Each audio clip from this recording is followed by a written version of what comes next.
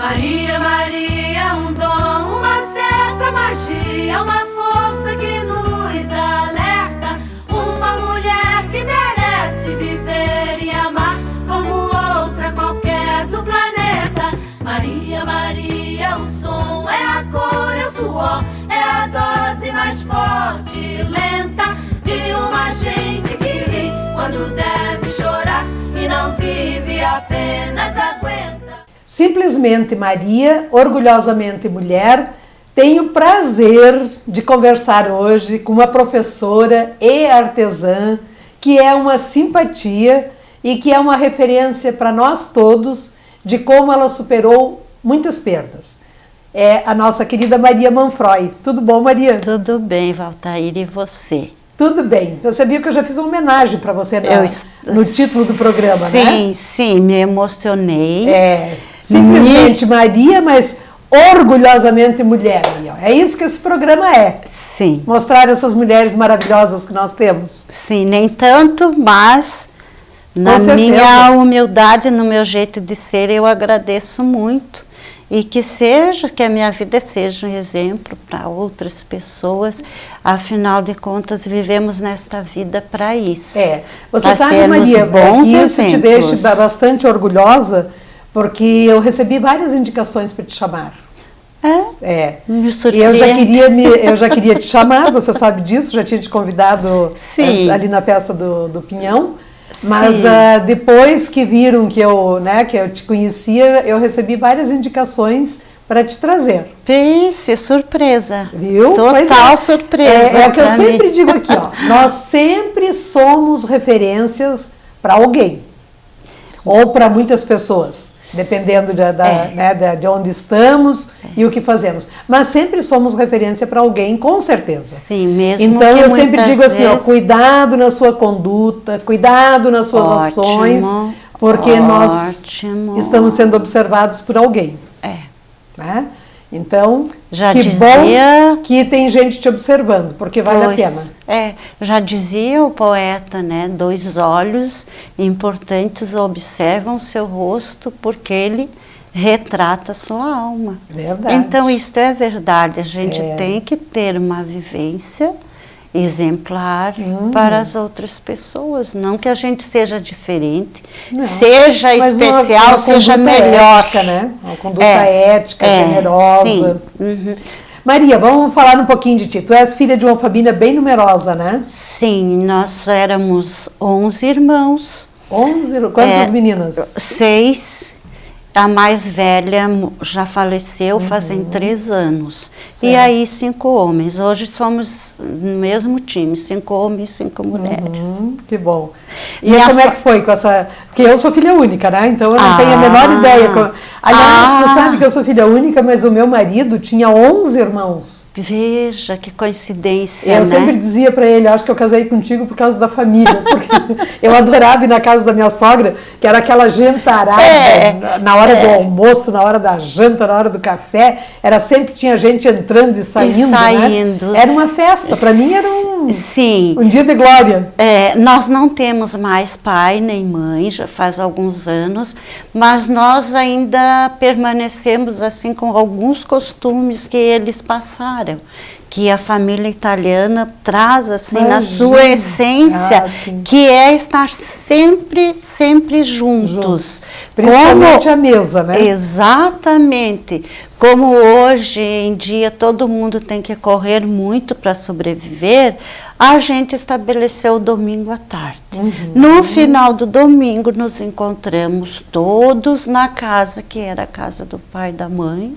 Tem uma de nossas irmãs que mora lá e ela nos acolhe como boa gringa que é, com o chimarrão, a pipoca e o carteado, que não pode faltar, porque a gente tem que desestressar de algum jeito. Que legal. E nós temos o costume de jogar tranca na casa, que era dos meus pais, e minha irmã conserva até hoje, como era. E como isso vai fortalecendo os laços, né? Não tenha dúvida. é assim como se fosse o cerne que segura a gente. Sabe, Valtair, nós ficamos 3 anos cuidando do nosso pai, enfermo na cama. Ele pediu que não era mais para levá-lo para o hospital. Nós praticamente montamos, os irmãos que são assim, inventores de coisas, montaram lá uma cama própria para ele, um quarto próprio, e nós ficamos 3 anos nesse local cuidando do pai, que ele teve 3 anos praticamente vegetando. Então, é uma coisa assim, uma experiência que toda a família deveria passar, porque todos faziam as mesmas coisas e todos cumpriam com a sua obrigação de filho. Então, eu acho que isso é a essência de uma vida em família. Com certeza. Né? E talvez seja esse exemplo, fato, né, que nos conserva até hoje, assim, nesta amizade. Não nos vemos durante a semana, é muito raro nos vemos, mas o domingo é para nos curtir. Coisa boa, né? É. Maria, mas além, né, dessa família maravilhosa que tu tiveste, depois tu formaste a tua também, né? Sim, eu tenho 2 filhos, tenho um com 37 e uma menina com 35. Ele é contador, não mora mais aqui. A minha filha ainda é minha companheira, minha parceira, é meu tudo, porque ela permanece comigo. Ela mora contigo. Mora. E eu tenho uma neta, Maria Eduarda, já com 12 anos. Nossa! É uma criaturinha que é uma vencedora na vidinha dela, porque ela nasceu com vários problemas. Ela tinha fissura labial e fissura só palatina, né? Mas ela teve muitos riscos de vida e tudo, então ela é uma vencedora, ela é uma pessoinha abençoada. Já puxou pela avó, né? Carinhosa, menina até no artesanato, ela tem a máquina dela, costura, com 3 anos já costurava na máquina. Que amor! É. Maria, mas depois tu tivesse inúmeras perdas também, né? Sim. A primeira grande perda da minha vida foi meu trabalho com deficientes mentais. Lá é um trabalho com a essência humana. Lá eles se manifestam como realmente eles são. Certo. É o melhor... É um trabalho de dedicação, né? Que é um trabalho de doação direto, né? Direto. E te digo mais, sem medo de cometer nenhum erro, o melhor lugar de se trabalhar com pessoas é lá, porque eles são sentimentais demais. E eles são amorosos, diferentes, você disse tudo. Diferentes, mas ao mesmo tempo você não encontra nenhum outro ser humano. É assim, tanta bondade, tantas coisas boas, né, no seu íntimo. Então, foi uma luta lá por muitos anos e teve um tempo muito importante para mim, que eu trabalhava com estimulação precoce e não tinha muito escrito sobre isso. Foi ali que eu resolvi voltar para a escola, fazer pedagogia. Em seguida, me especializei em educação infantil, ensino não, depois sim, mas antes é ensino fundamental, né? E mais tarde, assim, na sequência, que foram anos e anos estudando, eu fui fazer especialização em educação especial, mesmo não estando mais lá. Atuando. Mas te conto uma coisa, foi a decisão mais correta que eu tomei na minha vida, porque na minha volta para o ensino regular, as crianças tidas como problema na escola sempre vinham para a minha turma. E então eu tinha a oportunidade de pesquisar, de estudar, de buscar, às vezes muito mais por intuição do que por coisas que te dizem como você faz, porque a faculdade não te ensina. De forma alguma você tem que buscar mais dentro de você e estudar muito, estudar. Porque lá é mais teoria, né? Neste meio mas nesse meio tempo eu tive a oportunidade de escrever sobre estimulação. Na época se chamava estimulação precoce. Hoje talvez se chame estimulação essencial, mas também o trabalho é o mesmo. E depois eu me dediquei, então, já no ensino regular, eu me dediquei ao estudo do TDAH, ou a criança com déficit de atenção e hiperatividade ou hipoatividade.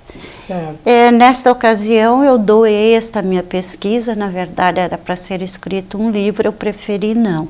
Preferi doar para a educação federal e durante muitos anos eu estive muitas vezes falando sobre esta pesquisa com enfoque pedagógico. O que você faz com esse indivíduozinho? Como você atinge? Como você descobre quais são as potencialidades que ele tem para se desenvolver? Porque ele se desenvolve. Basta você, né? Podemos falar nisso um outro dia sobre isso. Com certeza, terei o maior prazer, porque é um trabalho assim magnífico. Fruto do teu trabalho, com certeza, Maria. Maria, mas nessa época tu eras casada também com um professor, né? Sim, professor da universidade. Ele apaixonou-se por uma aluna dele e nós fizemos várias tentativas para que ele permanecesse no seio da nossa família, que continuasse sendo o pai e o marido, excelente como sempre foi, não posso dizer absolutamente nada, porque ele sempre foi uma pessoa de muitos valores e muitas qualidades. Quanto tempo de casado, Maria? A gente contava sempre o tempo de namoro, então estava beirando os 30 anos 30 anos de convivência. E aí foi um baque para ti? Foi. Aí, então, foi assim, me tiraram da APAE, meu pai ficou enfermo muito tempo, morreu. Ano depois minha mãe morreu e o marido então saiu de casa antes da mãe falecer. E aí eu tinha muita atenção com a minha neta, porque eu tinha assim, experiência como trabalhar com ela nas pequenas deficiências que ela tinha. E aí eles foram embora. Aí então, trabalho, né? Foi a época que eu caí. E eu não tenho vergonha. Foram muitas perdas todas juntas, né, Maria? E isso acumulou? Todas. E você sabe, Altair, que quando convivemos com uma pessoa durante tanto tempo, no caso, o nosso esposo, nosso parceiro, o amor da vida e tudo mais, a gente perde a identidade. Porque o eu deixa de existir. Sim, claro. E aí é o nós. Aí eu tive muita dificuldade de recuperar a minha identidade. E depois, assim, com tantas coisas uma atrás da outra, no final eu adquiri uma doença incurável, que é a psoríase. Aí eu fiquei impedida de trabalhar, mas mesmo assim cumpri os meus 30 anos fazendo outros trabalhos, não com alunos, né? E aí... Mas tu já estás aposentada, né? Já. Desce e volta por cima. Já, com certeza, com certeza. Eu sou testemunha disso. Foi assim uma volta muito vitoriosa e me fez acreditar que a gente até ouve dizer isso, mas não conhece profundamente quando se diz é no sofrimento que se aprende. E é uma grande verdade. Superando, enfrentando, né? Sou outra pessoa, achando completamente diferente do que eu era, em função desse sofrimento todo e desta busca para sair daquele sofrimento. E uma das coisas que mais me incomodava era os outros não têm nada a ver. E aí que acontece a dita depressão, porque você, como uma concha, se fecha pelo medo que você tem que as outras pessoas até evitem contar com você, porque você, nossa, assim, a sensação do sofrimento, da dor. Ai, que bobagem, né? Mas não me culpo também de ter me guardado todo esse tempo, sabe? Porque quando eu saí para a vida, também eu esse saí tempo com de recolhimento, né? Menina, mas foi muito importante isto. E daí tu buscasse também uma outra atividade, né, Maria? Preencher o teu Sim. tempo, Sim, outros objetivos, outros com ideais. certeza, Hoje eu sou uma pessoa superativa. Minha filha estava, na época, trabalhando no Centro de Educação Ambiental e lá tinha um grupo de artesanato. Ela disse, mãe, vai lá, recém eu tinha me aposentado. Aliás, estava esperando a aposentadoria. Vai lá, mãe, para você ajudar, para você ver se consegue melhorar e tal. Aí eu disse, mas como, né? Um grupo formado e tal. Aí cheguei assim, quietinha e tal. Quando foi uns anos depois, eu já estava vice-presidente daquele grupo, sabe? Hoje ele se chama Tramatusa. Que é um grupo maravilhoso, né? Que mulheres valentes. Sim, você não tenha dúvida disso, Valtair. Que eu vi pessoas chegando lá e até quero falar um pouco da capacidade que o artesanato tem para mudar também a pessoa, as pessoas. Eu vi mulheres chegando lá, assim, o cabelo todo no rosto, porque a pessoa estava tão imbuída de sofrimento e de doenças que não conseguia sair para fora. E aí não sabia nem pôr a linha numa agulha. E aos poucos, hoje é uma das melhores artesãs que nós temos. Daquele grupo que eu iniciei, nós temos 2 pessoas que são as pessoas que eu mais amo. Eu amo a todas, mas a Rita e a Rosemary é as que eu mais amo, porque foi as que mais cresceram. Inclusive a Rita começou antes de mim e permanece até hoje. E aí a gente foi lutando, a nossa maior luta ali foi a mudança de mentalidade. Porque com certeza. Você veja bem, Valtair, a mentalidade naquela época com aquele grupo de mulheres. Ao invés de ficarem lá em casa chorando e fazendo fofoca na rua, ver como isso já é feio, né? E assistindo novela. Então, saíam de casa para conversar, para fazer um lanche e tal. Aí, para você mudar isso, foi complicado, né? Para entender, você é pessoa de valor. Você vem para cá porque você vai trabalhar, você vai produzir, você vai ter o prazer de dizer, eu fiz. Exatamente. E além de ter a sua renda própria, né? Com certeza. Aí buscamos parcerias na época, o Sebrae foi muito acolhedor, nos cedeu uma designer de artesanato, uma pessoa profissionalista, assim, imensamente profissional. E ela então nos deu as dicas, descartou tudo aquilo que fazíamos até então, um choque, sabe? E aí então começamos uma nova produção. Hoje todas são conscientes, porque há bem pouco tempo, quando entraram novas membros no grupo, a nossa presidente autorizou que se fizesse isso, passasse para elas que tipo de artesanato elas estavam produzindo. Porque a gente não produz a peça, pela peça, o artesanato pelo artesanato. Tudo o que fazemos tem uma história. Muitas dessas peças têm um resgate histórico. Por exemplo, o balacupim, que é a nossa peça-chave. Esta peça foi moldada em cima do cupinzeiro. Fomos lá, moldamos o cupinzeiro em papel machê, trouxemos para a oficina e ali nós moldamos. Então, assim, uma ligação da natureza, da nossa natureza. Agregamos sobre aquela peça o jeito de ser do homem serrano. Então, ali a gente faz um resgate histórico, porque é uma gamela, é um cesto, que até os nossos primórdios, os índios, os caigangues, os aimorés e sei lá quantas outras tribos que estavam aqui antes de nós já faziam esse utensílio. Exato. E a gente faz, e além disso, a gente já engloba ali que esse é um utensílio que é usado até hoje, né, pelo homem serrano, que tem esse costume assim, assim, assim, a gente valoriza muito, muito, muito.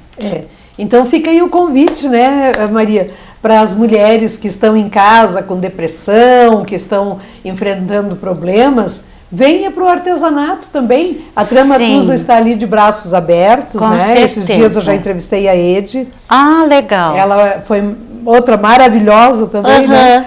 E venha encontrar essas mulheres, porque além de você aprender uma profissão que lhe rende também, né? Rende financeiramente, você encontra amigas e aprende com esse grupo e faz todo um círculo de amizade que às vezes é para a vida.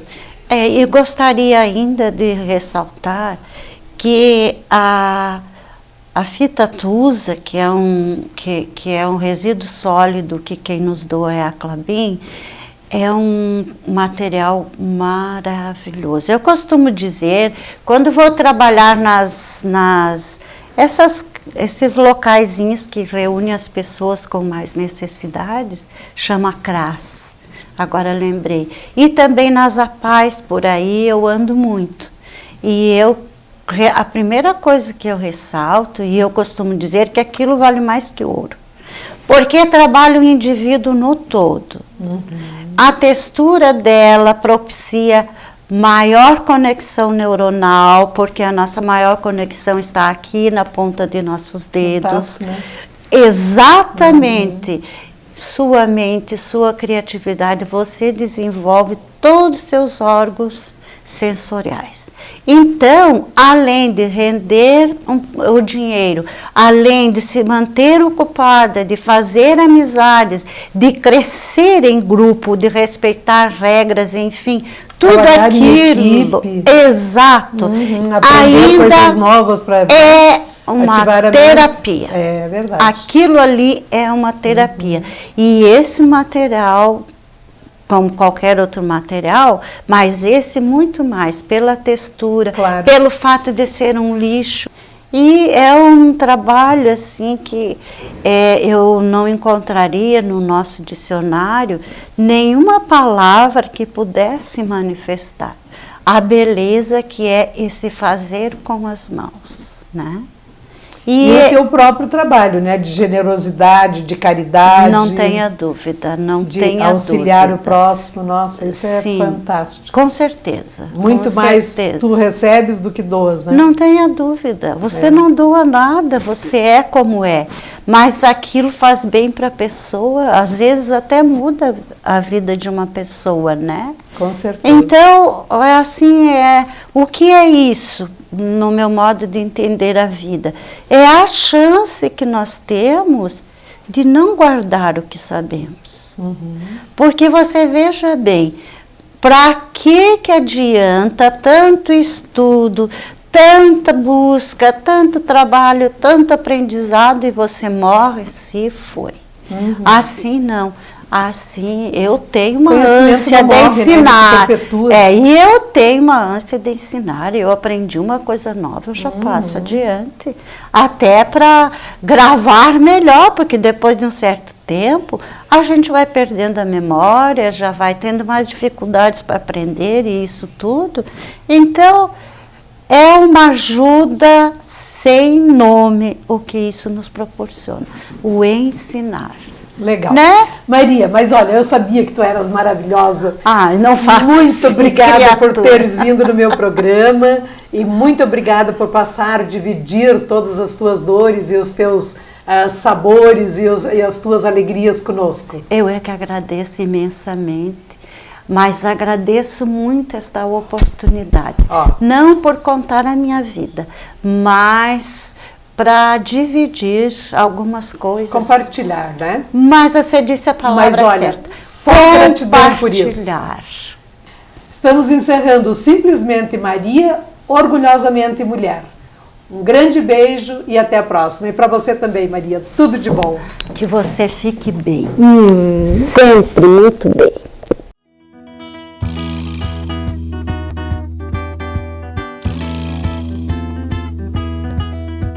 Maria, Maria, um dom, uma certa magia, uma